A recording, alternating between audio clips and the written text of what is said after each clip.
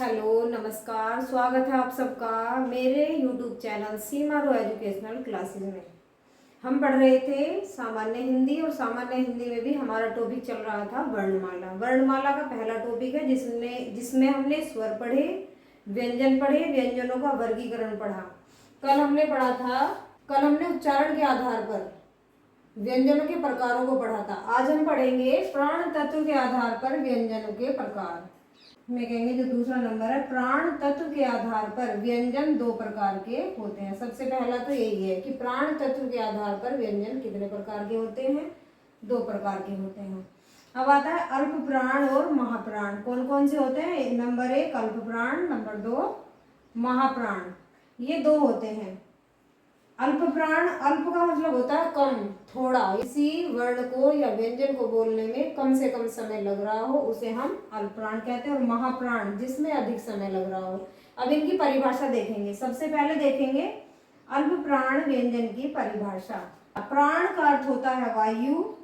इसके उच्चारण में फेफड़ों से बाहर निकलने वाली वायु की मात्रा कम होती है।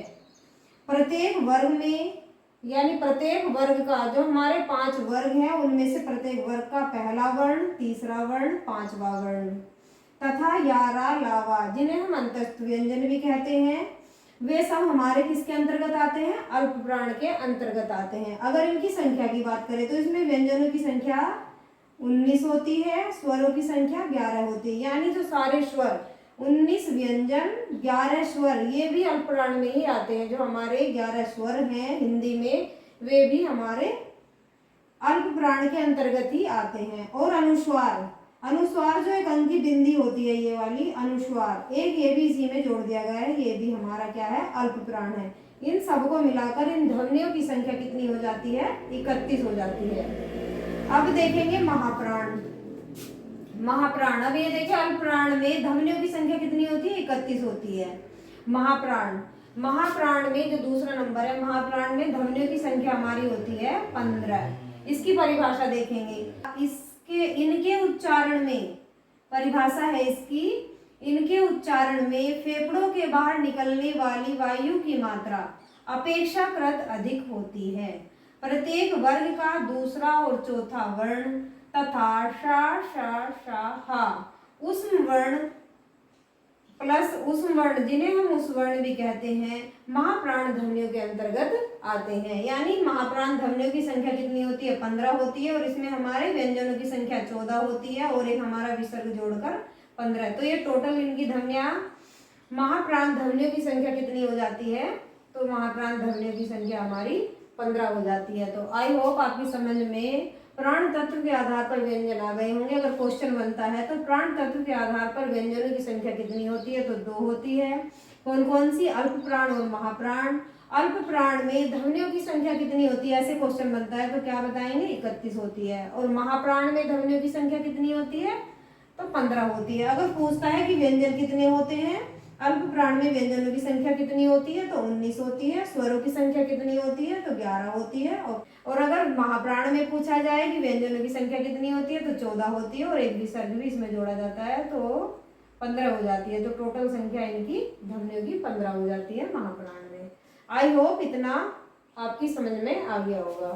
प्राण तत्व के आधार पर व्यंजन दो प्रकार के होते हैं। कौन कौन से होते हैं? अल्प प्राण और महाप्राण। इनकी परिभाषा देख चुके हैं। अल्प प्राण में प्रथम वर्ग का यानी का वर्ग का पहला, दूसरा, तीसरा वर्ण लिया जाता है अल्प प्राण में। तो कौन कौन से हैं ये देख लेंगे यहाँ पे। पहले में कौन कौन से आते हैं? का, चा, टा, ता, पा। दूसरे में गा, जा, डा, दा, बा।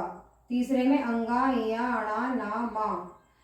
जो हमारा अल्प प्राण है इसमें हमारा का, गा, अंगा, क्योंकि इनमें जो वायु की मात्रा है वो बहुत ही कम इस्तेमाल हो रही है। जैसे का, गा, अंगा, चा, जा, या, टा, डा, ना, ता, दा, ना, पा, बा, मा, या, रा, ला, वा।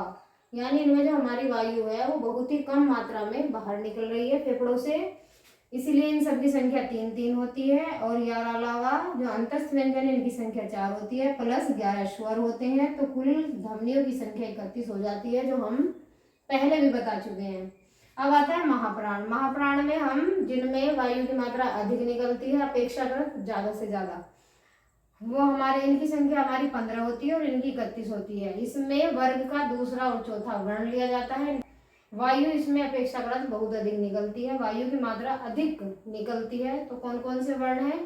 खा घा, छा झा, ठा ढा, था धा, हा भा। और हमारे उसमें व्यंजन है, इनकी मैंने एक पहचान भी बताई थी पहली वीडियो में। तो कौन कौन से हैं? शा शा शा हा। इनकी संख्या 4 होती है, प्लस एक विसर्ग होता है। विसर्ग हमारे ये वाला होता है जो ये 2 बिंदी सी लगी रहती है, इन्हें हम क्या कहते हैं? विसर्ग कहते हैं।